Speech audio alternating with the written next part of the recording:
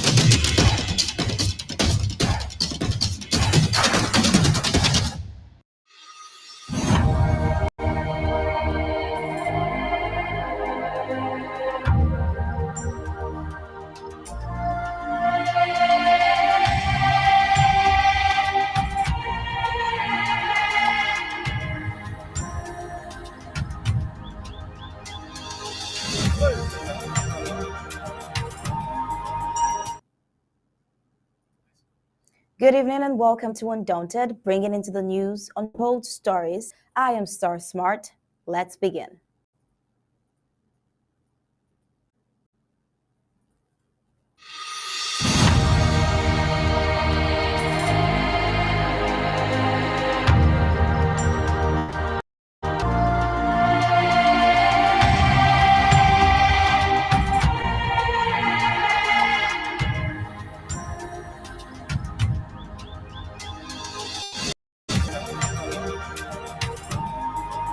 The war declared on the people of southern Cameroon is taking the lives of the youth and incapacitating many in their numbers as a result of injuries sustained from gunshots. The Bamenda Regional Hospital is just one of the few hospitals in Bamenda that accommodates corpses of those killed as a result of the war that is 5 years now over in Amazonia. Meanwhile, with all the exploitation of Amazonian's oil, we brought to you another natural endowment in Amazonia, its soil's fertility.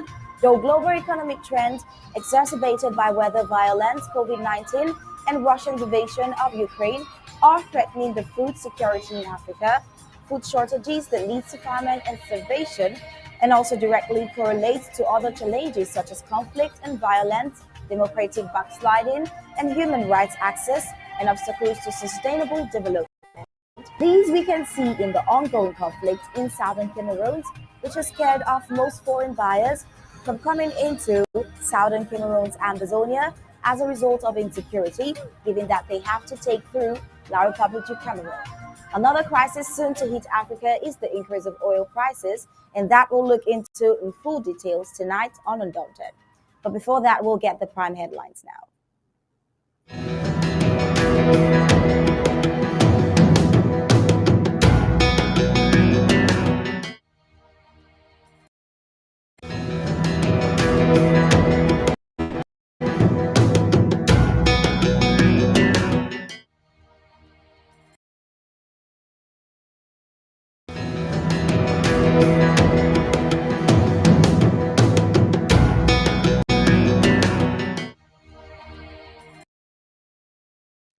These are the prime headlines for today.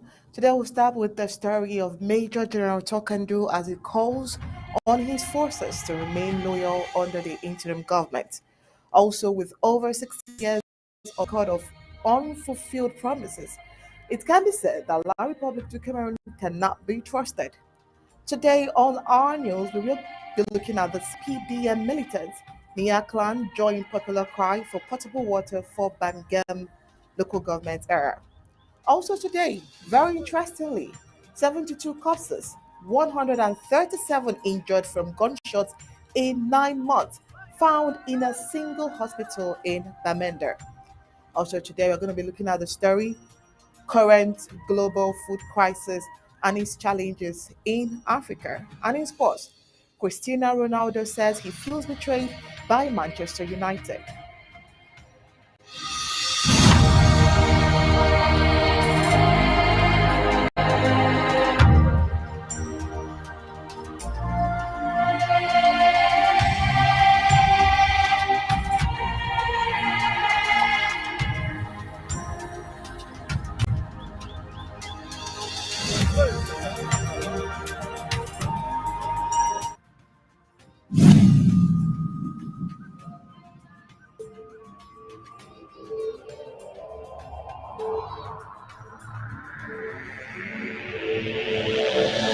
The media greatly influences society. They inform people about what is happening. It permeates people's lives by creating their own criteria and opinions. In this way, the media moves the masses, creating different social movements. For over 60 years, the people of Ambazonia were deprived of such privileges. The privilege to enhance their own criteria and opinion. They have suffered cultural genocide for 6 long decades, but not in this age and not with Undaunted ABC Amber News on board. You must understand that wars are fought and won in the media. The speed of the revolution and its quest for freedom cannot be explained without highlighting the diligent use of the media. Franco Congress, among other strategic moves, weaponized the media against Ambazonia for so long, and they continue to do so even today. The question would be, how much do the oppressed people of Ambazonia need to counter the media rage? Indeed, how much more is required to stop the genocide? The carnage in Amazonia didn't start today. In 1961, 1972, 1984, 1992, Amazonians were slaughtered in huge numbers and help was not forthcoming. Why? Because the oppressor was the piper in the media. The good news is we have what it takes to dictate the pace. Right now, ABC Amber TV is taking advantage of the wonders of multimedia aggressively to inform the misinformed and disinformed with Undaunted and other revolutionary programs bringing it to the news untold stories. Most importantly, to the world by taking ABC Amber TV into every multimedia platform. In a world where the importance of storytelling can never be overemphasized, Amazonians has to tell her own story, not the other way round. And like we say it always, Amazonia must narrate her story accurately. We can do this together, you know, right? You are just a click away. Visit our website at www.abcambertv.com, and the steps are quite simple. With just a click on the website, you can become a club member with so many benefits. You can also make a one-time donation, advertise and showcase your goods and services at the marketplace on the website. That was easy, right? You're welcome on board. And thank you for opting for the winning team.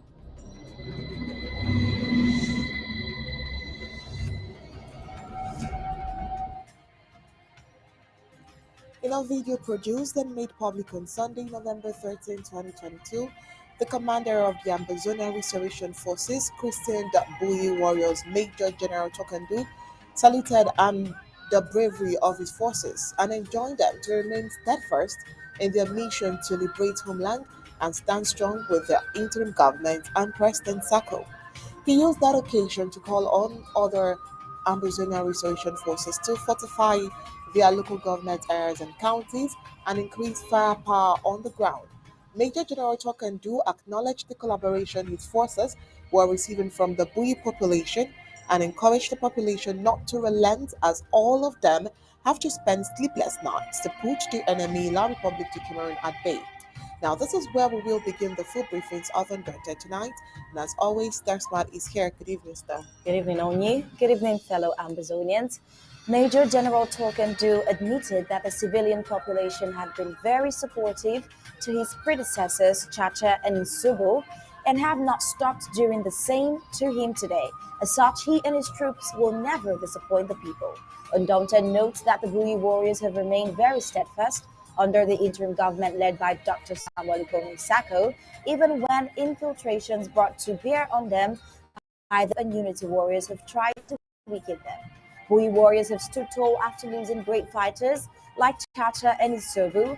Bui warriors have made Amberland a land of no return, a Waterloo for the colonial genocidal La République du Cameroon's military. Well, we have a clip about this. Now today, Sunday, the 13th of November 2022, the Minister of County Commander for all the ARFs, then for inside the county. And they come out today for congratulate all my civilian population of the county for their endless support for the cooperation where they get them with warriors. For CC make the county be free from traitors, be free from these terrorist soldiers and for Bia, give Bondo Batalomi, and for CCA make all things dey work as smoothly for inside the county. So I want tell them say and congratulate them and I dey call on them say make dem remain steadfast as how wey dey ever be, make dem continue the inform way as they dey ever do. They ever get some good way wey dem dey use am see something, say something, hear something, say something. So make dem continue for that kind spirit so that make we see how this war will go in and for their support dem wey we don dey give am ever since from the times of late FM Chacha, late FM Isobu, can reach for my time, make dem continue for that spirit because say wetin, you never talk say you no fit tie bundle for firewood na two handed. When you join two handed together, e dey make heavy work be light. So I wan congratulate dem for that aspect wey dem get am. Den I wan still congratulate dem to say wetin, as we dey spend sleepless nights to see say make dem save the civilian dem make dem sleep fine, dem too dey spend sleepless nights to see say make we as fighters as soldiers for inside we county say make we dey too safe because say wetin, we dey see civilian e dey hook up for some hour call you say today so you don part for this side. So I dey congratulate all that civilian dem wey dey don take am too as their own personal initiative for see say make dem join hands with the restoration forces to curb down the aspect of insecurity for inside we communities. Den I wan for tell all we say wetin, all the fighters una know say one rat, one grumby, one more rat e no fit get two tails. One rat for one grumby for one more rat dey ever get na one tail. And the one tail wey we know am for inside this fight na the interim government wey be led by his excellency and wey support be coming. And anytime wey we dey talk am so me no be like say na a personal thing, na something wey e dey look at the whole of Amazonia. No be something wey e dey look at na only the county, e dey look at all counties dem for inside Amazonia. So if any man dey for ground or for home front wey dey fight and e no fall under ye, may know say tomorrow na that kind person wey dey go.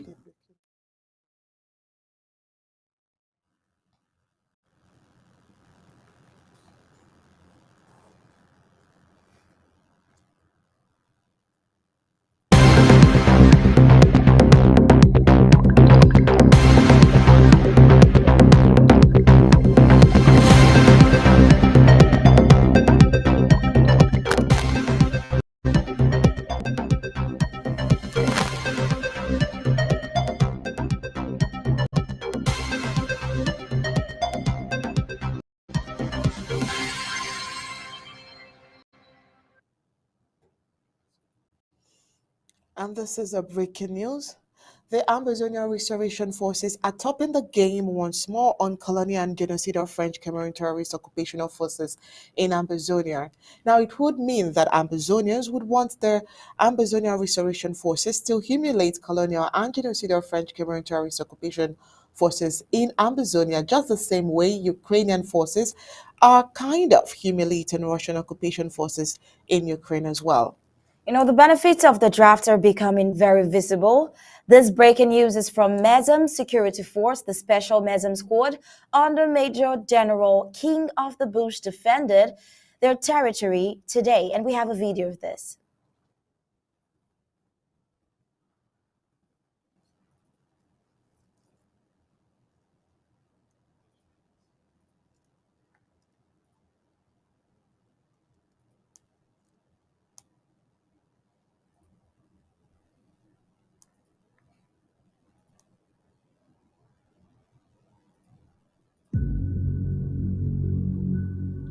We the people, ABC Amber TV, Ambazonia Broadcasting Corporation. The voice of the voiceless, the voice of Ambazonia, connecting the world from Africa. With untold stories, Africa's best.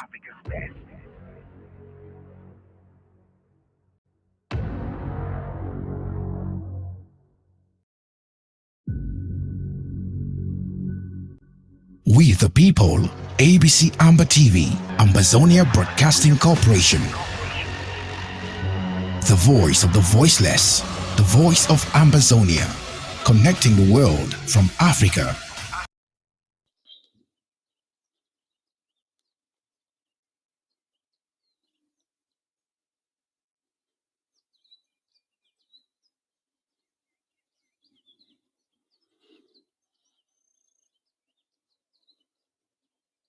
Yes, I don't market this today.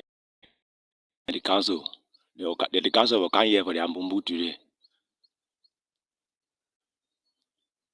Yes, na ekelebe then this is calm. Na ekelebe then this is calm. Na ekelebe this and the calm. Na ekelebe this and the calm. Special Force, Mezam. Na ekelebe then this is calm. Special Force, under General King of the Bush. Na ekelebe then this is calm.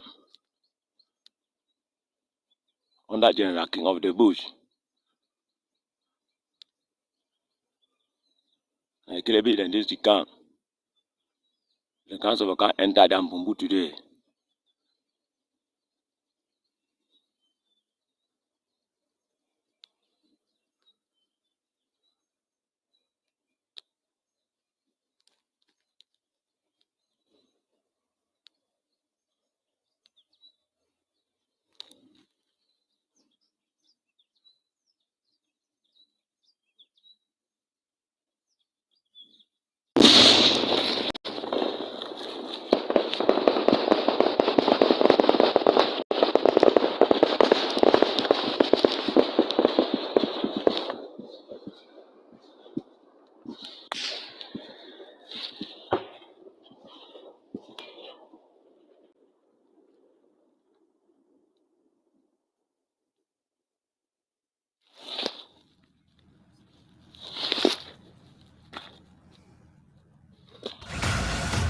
With untold stories, Africa's best.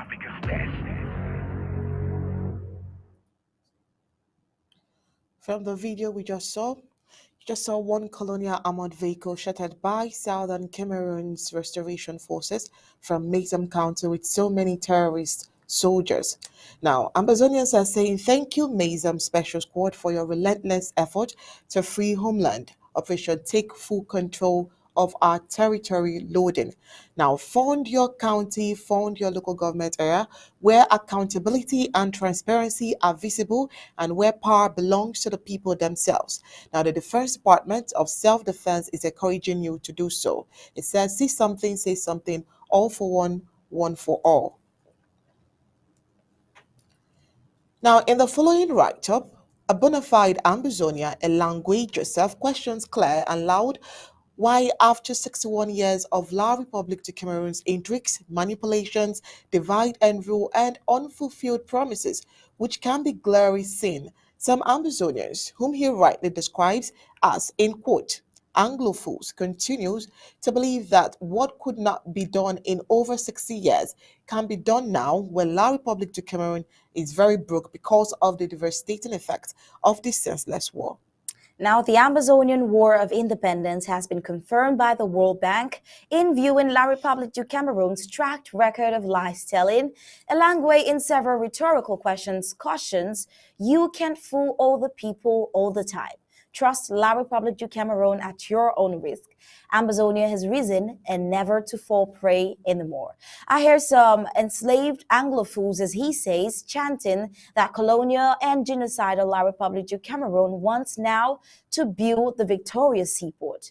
What they failed to do since 61 years, that is a big lie. Colonial and genocidal La Republic du Cameroon is bankrupt and has abandoned their much cherished Douala Yaoundé Express Road, the Garua Marua Road, and many more projects which are supposed to generate much money for the national treasury. This is what Elangwe says.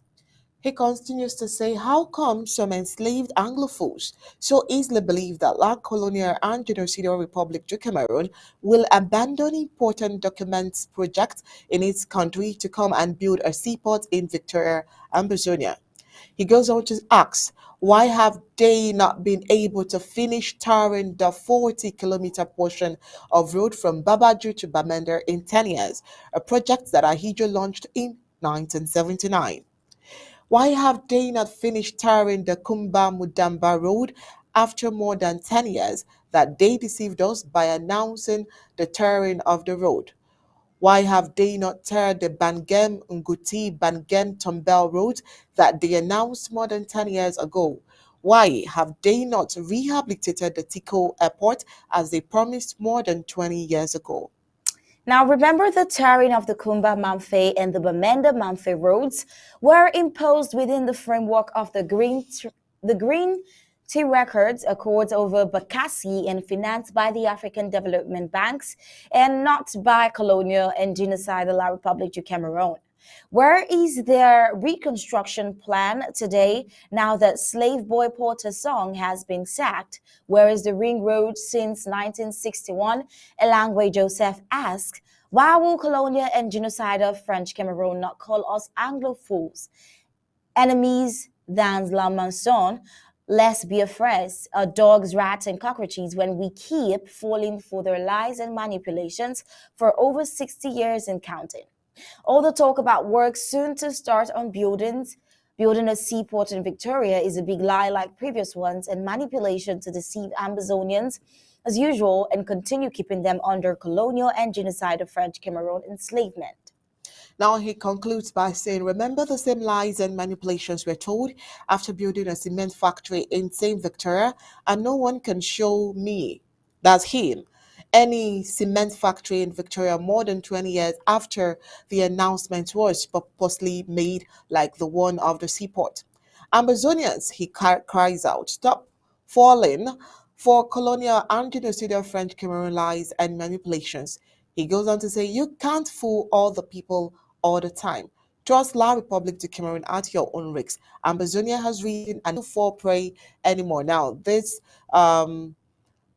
is courtesy of Elangwe Joseph, and of course, edited for Undaunted. Now, moving on with our news for today, the colonial La Republique du Cameroon ruler Paul Biya under the guise of his party, calmed the ruling party, the Cameroon People's Democratic Movement (CPDM), mobilized a handful of supporters to himself with taxpayers' money. He has managed to keep them loyal to him.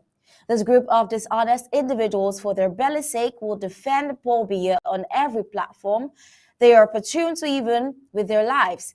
Of course, they don't have any lives, for they have long suffered and offered their lives to Paul Biya for top positions in government, for fame and fast cash.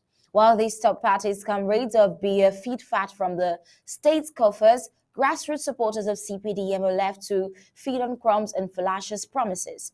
A group of CPDM grassroots supporters that have never seen anything wrong with the Biya government have joined the cry of patriots to press for potable water and the tarring of roads in Bangam local government area. What has caused the scales on their eyes to fall off for them to see the wrongs of their party head? Or is it just the appropriate time for them to join the genuine voices and expose the lapses of Biya's government? All right, so the story has it that militants of the Colonial Cameroon People's Democratic Movement (CPDM) near Clan Bangam local government area have joined the population to cry for pipe-borne water and the tarring of roads to Lake Monanguba. The militants were speaking on the 5th of November 2022 during a joint subsection conference of CPDM NIA 1, 2, 3, and 4 that took place in Moabi village under the theme Peace, Social Cohesion, National Integration as Baseline for Sustainable Development in Cameroon. The conference was in prelude to the celebration of the Ruby Jubilee of the President of La Republique du Cameroon Paul Biya at the hem of the state. Now, during the interactive session, militants lamented that all the 7 villages of Nhia clan, Mwabi, Mwelong, Puala, Mwanenguba, Mwasum, Mbat, and Ekambeng, lack potable water and water the big wigs of the party have been promising to provide and have never fulfilled. The militants said this neglect is causing many suffering on the population who have done nothing wrong to deserve this. The militants further regretted that roads to their various villages are dilapidated, and most especially they pointed out the roads to the Mwanenguba Twin Lakes located in Puala village that is extremely bad. Now, according to them, these bad roads discourages tourists from visiting the lake, stalling the development of the entire clan and Bangam local government area in general. Besides, the militants also lamented the lack of electricity in their villages. They appealed for the construction of market sheds in their villages and the employment of their youth. Responding to their worries, Kang told them that they will be channeled to hierarchy for immediate action. His presentation centered on the theme of the event. He talked on the meaning of peace, social cohesion, techniques of peace building, and the need to maintain peace within the clan, Bangam local government area, and Kupei Mwananguba in general. Now, it has been like this with our party leaders. They don't take responsibility of the demands of the people. All they say, as the case here, is that the demands will be channeled to the party head, Paul Biya. Till next gathering, you will not hear anything or word from the so-called hierarchy, and our leaders here will disappear to Yaoundé. This exploitation has to stop. This is what a militant who preferred anonymity had to say. At the end of the conference, it was resolved that in order to solidify unity in India, major events in the clan should be rotary from village to another. Bangam is a local government area that is blessed with the Mwanenguba Twin Lake that could have been a source of income for the development of the locality in the southern zone of Ambazonia, if not of the strategy of La Republique du Cameroon to crumble Ambazonia.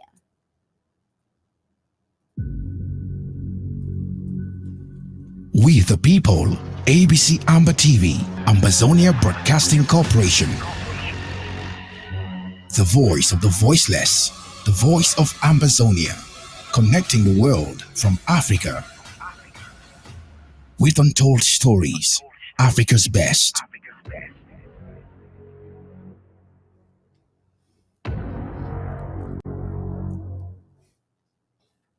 The war declared on the people of southern Cameroon has taken the lives of the youth and incapacitated many in their numbers as a result of injuries sustained from gunshots.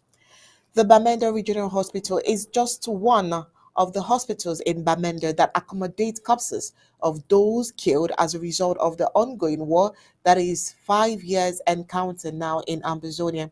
And they're injured from gunshots. There are all health facilities offering the same services. According to a report by the Guardian Post newspaper number 22626 edition of November 14th, 2022, the director of the Bamenda Regional Hospital sounds an alarm over the rising cases of killed, injured gunshots. Now, here is the entire report to the Guardian Post newspaper. It goes on to say, Bamenda Regional Hospital director sounds alarm over rising cases of killed, injured by gunshots, reveals at least 72 corpses, 135 injured received at hospital in 9 months. By the report at the time, the Yaoundé regime songbird continues mountain rooftops to sing about speedy return to normalcy within the conflict-hit southern Cameroon. Statistics from the medics rather present a more disturbing situation on the ground. Fresh statistics provided by healthcare providers rather paint a situation of more citizens being rushed to the hospital with gunshot wounds and a disturbing number of corpses deposited at the mortuary because of gunshots. Now, the worrying statistics of the conflict in the troubled Bamenda in particular was made public by the director of the Bamenda Regional Hospital, Dr. Dennis Same. According to the report, the director reveals that corpses 135 received at the hospital in 9 months at the hospital under his care. The above statistics is a data of just one of the numerous hospitals in Bamenda. Thus is the same picture of the diversion the war declared by Paul Biya on the people of southern Cameroons. All right. Meanwhile, we have this report that says global economic trends exacerbated by weather, violence, COVID-19, and Russia invasion of Ukraine are threatening food security in Africa. Food shortages lead to not only famine and starvation, but directly correlates to other challenges such as conflict and violence, democratic backsliding and human rights access, and obstacles to sustainable development. The escalating food crisis in Africa requires immediate and deliberate attention by the global community with specific measures to increase food production, reduce supply chain costs, and accelerate the distribution. Food security across sub-Saharan Africa stands amongst this generation's greatest challenges, a crisis that continues to worsen amidst this economic downturn and will ultimately underpin further humanitarian struggles without dedicated and full-scale intervention. Looking at these estimates, it suggests that between 275 million to 350 million people in sub-Saharan Africa are presently suffering from food insecurity, with approximately 60% of the continent's population experiencing moderate or severe food security. And according to the most recent World Bank data, amid rising costs close to home, it is easy to miss that for much of the developing world, inflation is more than high price, but instead represents conflict, famine, and starvation. Now, global economic conditions are exacerbating the acute food supply multitude of communities throughout Africa. Current conflict and climate trends during the past year, combined with rising inflation, creates a worst-case scenario possible of producing a generational food crisis across the continent. Specifically, increasing costs to food production supply chain components like fertilizers and energy resulting from a prolonged COVID recovery, regulatory changes in the most development economies, and the Russian invasion of Ukraine have caused significant changes in processing and production shortages. Developed economies worldwide are experiencing the greatest labor shortage in more than a decade due to the prolonged COVID fallout. The lines of effort for food production in the world's largest economies are significantly strained given the three factors for agriculture supply, which is energy, fertilizer, and labor. They are undergoing extreme market pressure and price volatility global food prices have reached. The pressure on the world's most food vulnerable states is startling.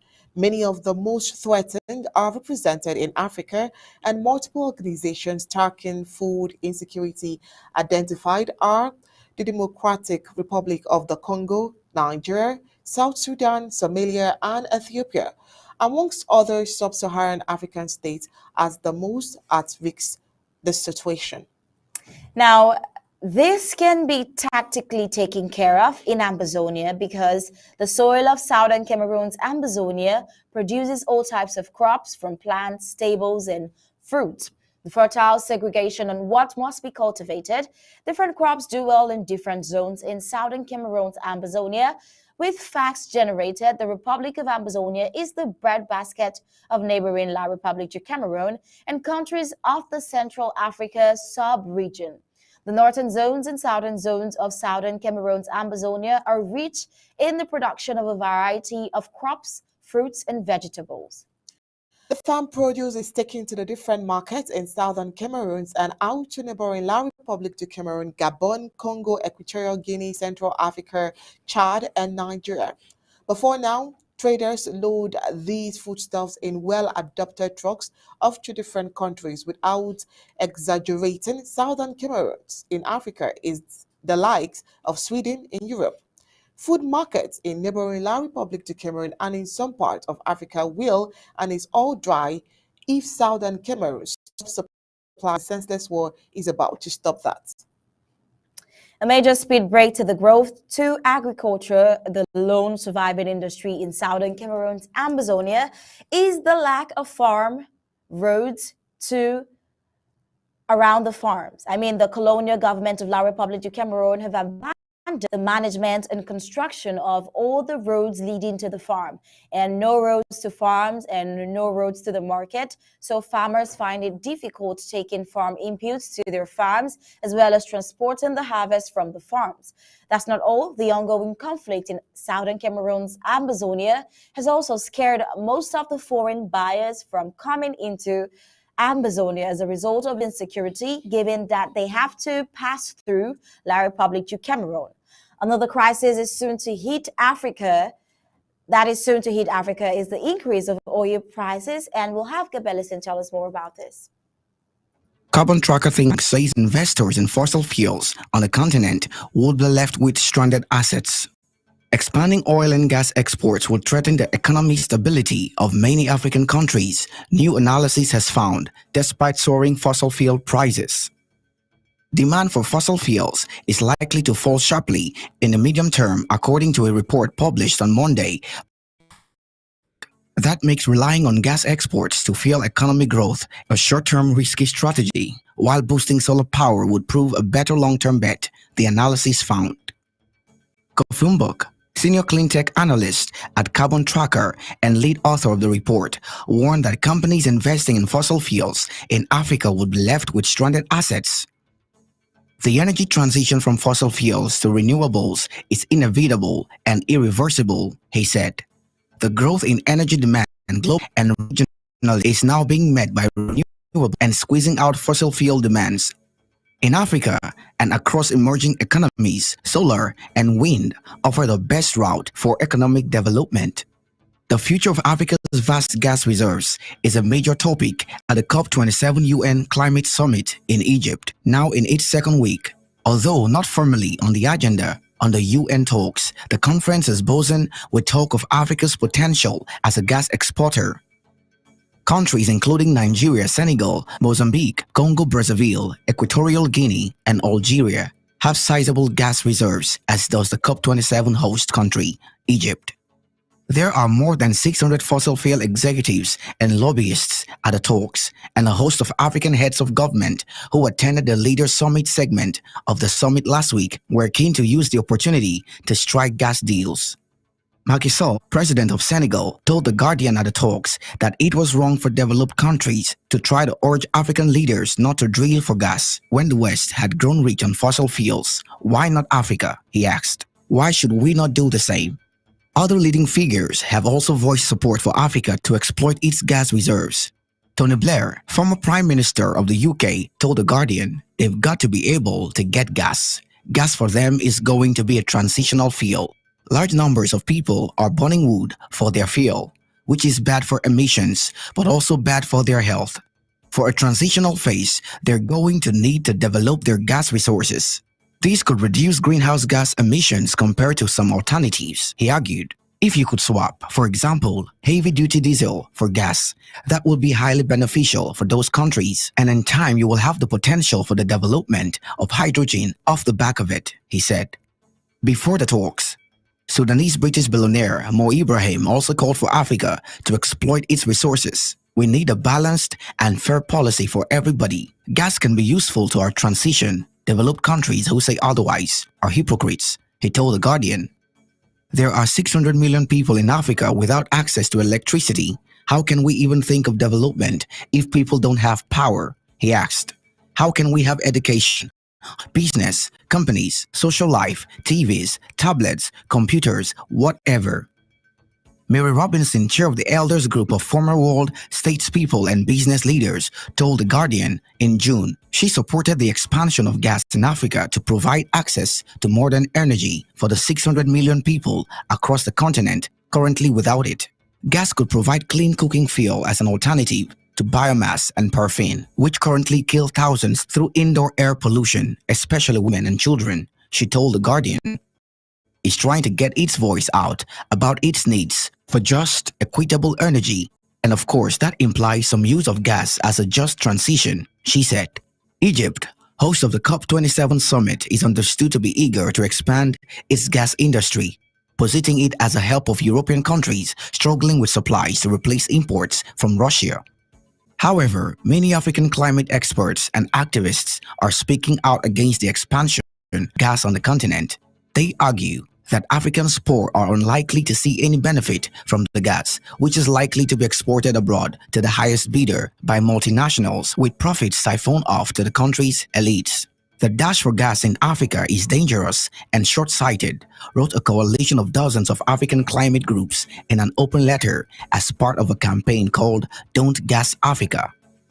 Mohamed Ado, director of the Power Shift Africa think tank, said Africa's plentiful solar and wind resources offered a better route to energy than investing in gas. For far too long, Africa has been controlled by outside interests, a resource pool for extraction and export, and a dumping ground for the practices and technologies no longer wanted elsewhere, he said.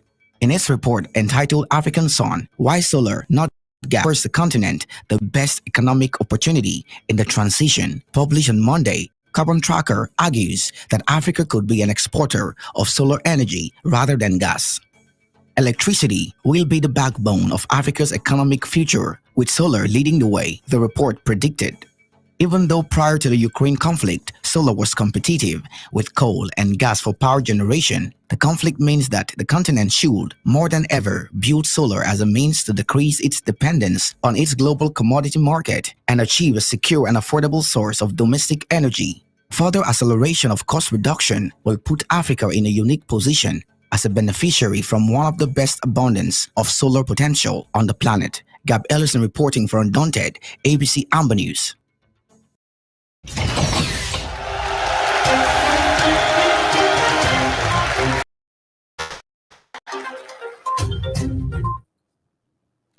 And in sports, Cristiano Ronaldo says he feels betrayed by Manchester United and is being forced out of the club. Ronaldo, who is 37 years old, promised in August he would give his version of life at Stratford. After failing to secure a move away from the United to a club playing in the Champions League as he had hoped, the Portugal forward has now spoken out in a wide-ranging interview with Piers Morgan for Talk TV. Well, Gabellison has more.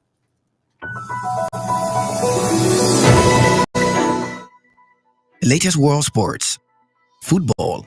Cristiano Ronaldo says he feels betrayed by Manchester United. Cristiano Ronaldo says he feels betrayed by Manchester United as he's being forced out of the club. Ronaldo, 37, promised in August he would give his version of life at Old Trafford after failing to secure a move away from United to a club playing in the Champions League as he had hoped. The Portugal forward has now spoken out in a wide-ranging interview with Piers Morgan for Talk TV. United has been asked for a response to Ronaldo's claims. The Red Devils, who beat Fulham 2-1 on Sunday, are fifth in the Premier League in Erik ten Hag's first season as manager. When asked if United's hierarchy were trying to force him out, Ronaldo said, "Yes, not only the coach, but another 2 or 3 guys around the club. I felt betrayed, pushed as to whether senior club executives were trying to oust him," he added. "People should listen to the truth. Yes, I felt betrayed, and I felt like some people don't want me here, not only this year, but last year too." Trying to force you out. Yes, not only the coach, but the other 2 or 3 guys there around the club. At the senior executive level. Yes, that I felt betrayed. And you think they're trying to get rid of you? Honestly, I shouldn't say that. I don't know, but listen, I don't care. I'm always, people should listen the truth. Yes, I feel betrayed, and I felt that some people that don't want me here, not only this year, but last year too. Ronaldo has not played because of an unspecified illness. He captained United in their 3-1 defeat at Aston Villa on 6 November. He was dropped for the Premier League game at Chelsea last month by Ten Hag after refusing to come on as a substitute against Tottenham 3 days earlier. I don't have respect for him because he doesn't show respect for me, Ronaldo said. If you don't have respect for me, I'm never gonna have respect for you. The interview will be shown over 2 nights on Wednesday and Thursday. Ronaldo also spoke to Morgan about the loss of his baby son in April and how touched he was by a tribute paid to him by Liverpool fans at a game against United at Anfield in the days after. The whole interview is 90 minutes long, but Morgan has written a version for the Sun newspaper in which it is clear the contempt Ronaldo has for how he has found United since he returned to the club amid huge fanfare in August 2021. I think the fans should know the truth, he said. I want the best for the club. Why I came to Manchester United. Ronaldo said he had seen no evolution at the club since former manager Sir Alex Ferguson retired. Nothing had changed, he said. I love Manchester United. I love the fans. They are always on my side. But if they want to do it different, they have to change many things. Since the Sir Alex Ferguson left, I saw not evolution in the club. The progress was zero. For example, we have an interesting point that how the club as Manchester United, after suck Ole, they bring sport directive Ralph Ragnick, which is something that nobody understands. This guy is not even a coach. A bigger club like Manchester United bring sport directive, surprised not only me but all the world. Nothing changed. Surprisingly, not only the pool, the jacuzzi, even the gym, even some points of technology, the kitchen, the chefs, which is I appreciate, lovely persons. They stop in a time which is it surprised me a lot. I thought I will see different things, as I mentioned before, technology, infrastructure, but unfortunately we see many things that I'm used to see when I was 20, 21. Surprised me a lot. Ronaldo said his view of the club was shared by Ferguson, who was pivotal in his return to Old Trafford from Juventus when it appeared he might join Manchester City. He knows better than anybody that the club is not on the path they deserve to be, added Ronaldo. He knows, everyone knows, the people who don't see it, it's because they don't want to see it. They are blind. American football. NFL Week 10, Minnesota Vikings. NFL Week 10, Minnesota Vikings stunned Buffalo Bills plus more magic from Mahomes. The Minnesota Vikings came from 17 points down to claim a thrilling 33-30 overtime win over the Buffalo Bills after a wild finish to the best game of the season so far. The Vikings, who have a habit of comebacks and tight wins this season, did it again as they intercepted a Josh Allen pass in the end zone in overtime to move to 8-1 for the season. The Green Bay Packers also produced a big comeback to save their season, while the Kansas City Chiefs and Miami Dolphins their winning runs going. The 10th NFL Sunday of the season started with a slice of history in Germany, but back in the United States, even more mayhem ensued, with both Aaron Rodgers and the Packers digging deep to erase a 14-point deficit to beat the Dallas Cowboys in overtime. Elsewhere, the Detroit Lions won their first away game in 2 years with a late victory in Chicago against the Bears, while commanding wins by the Chiefs and Dolphins put them into the top two spots in the AFC playoff standings. The Buffalo Bills went into the game as the Super Bowl favorites, but they ended it down in third place in their AFC East division at 6-3 after Minnesota pulled off the most improbable of comebacks. Many had questioned if the Vikings were the real deal despite starting 7-1.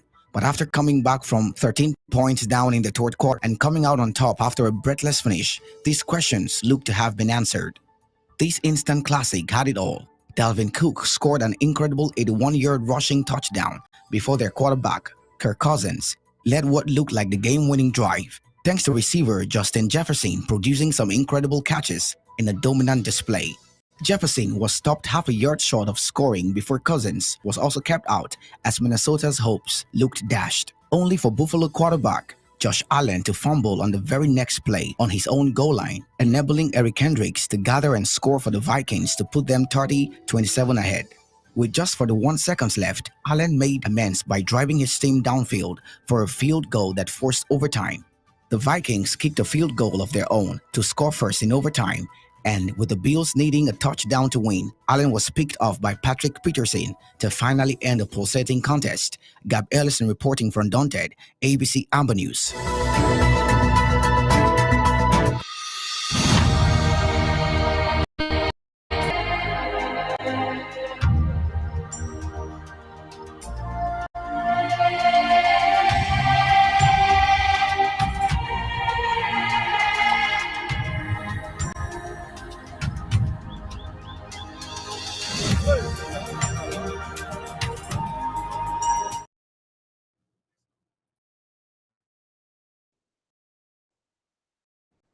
Sports report. Here is a recap of our major under the interim government. With over 60 years of a thread of unfulfilled promises, La Republic du Cameroon cannot be trusted.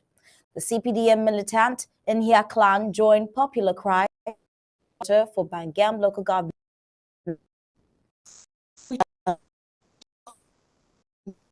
injured from gun in a single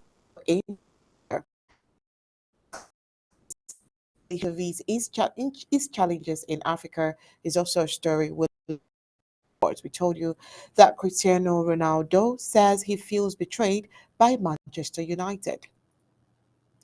And that was it for tonight's Undaunted, bringing to the news on Church Stories. On behalf of my co-anchor Stashmat and the entire on crew, we say thank you for tuning in. We'll leave you with ABC Amber TV. Majors, good night and God bless you.